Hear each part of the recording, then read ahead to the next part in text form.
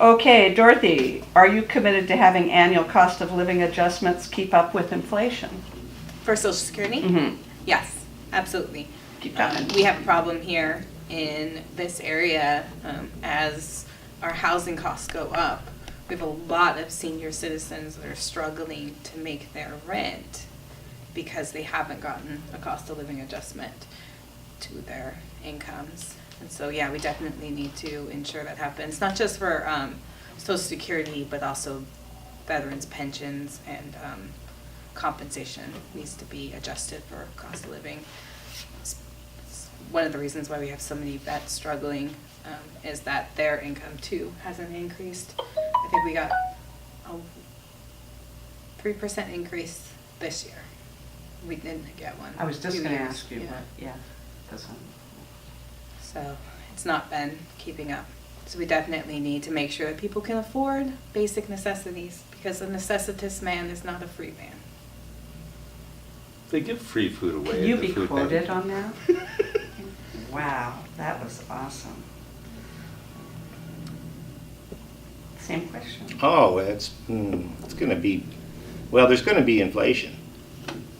And last time we gave all the bailouts to the banks and rich people. So it's a no-brainer that COLAs for everything needs to go on, right? So if the government's going to print money, it doesn't need to print money and give back to the banks. It needs to print money and give to all the people just so they can live the way they used to live. And nobody goes down during this inflationary period, which is going to happen during the Trump administration at some point. So, should cost of living allowance be really a cost of living allowance, not an increase? In other words, when in 2008, should we have gone back 15%? I mean, the cost of living went down, right? A lot. Not that I noticed. Wow.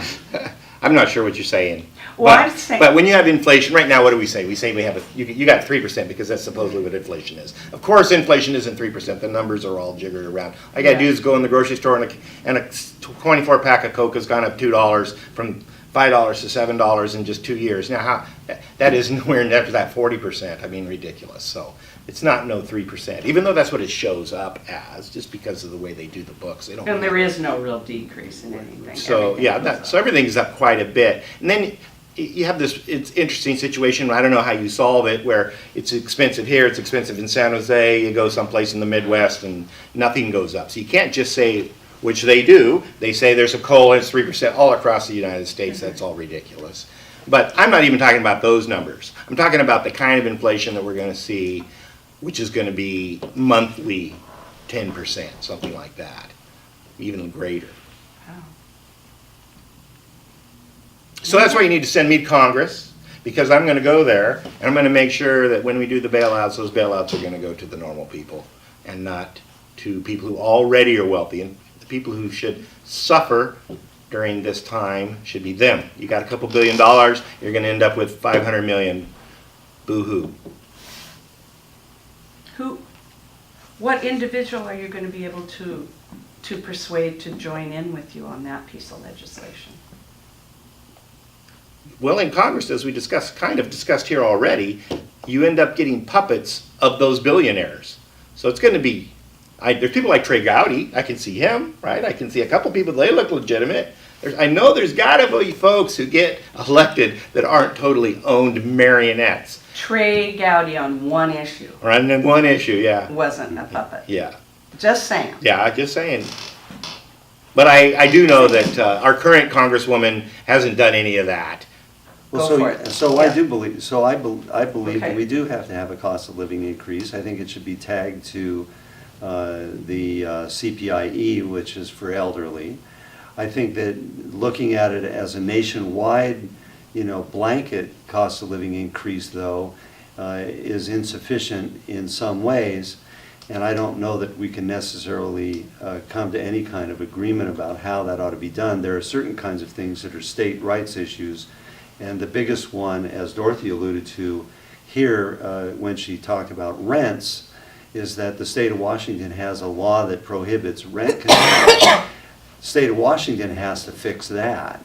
And that law's got to come off the books, because in the meantime, what we've got is a magnet that attracts real estate investment companies to come in, buy large swaths of properties, and jack the rents up double, creating a housing shortage problem in our own state. So when So you that's go to that needs Congress, to happen. That needs to happen in Olympia, not Why? not in because why can't it be a national, federal law? that there has to be allowable rent control. No, that rent control is not allowable. If we No. if No, we- he's on the I'm- side of rent control. I'm on the side Oh, of rent there you control go. should not be prohibited. Also, a living wage would be great. But there are a number of building projects going on, but the problem is that, again, when you're dealing with low income, fixed income kind of folks, the senior citizens receiving Social Security, those meager amounts of increases are not helping. You know, and in the meantime, I mean, there are a number of other playing parts that go into the discussion, you know, Medicaid funding and food supply and, you know, access to food sources, especially for those senior citizens living in assisted living facilities, kind of a problem. So even though the appropriate cost of living increase should be enhanced and improved upon, and maybe every once in a while we should be looking at, you know, a one-time big adjustment. You know, I think that, you know, there are other parts of the problem that are systemic that need to be addressed too, and many of those are at the state level.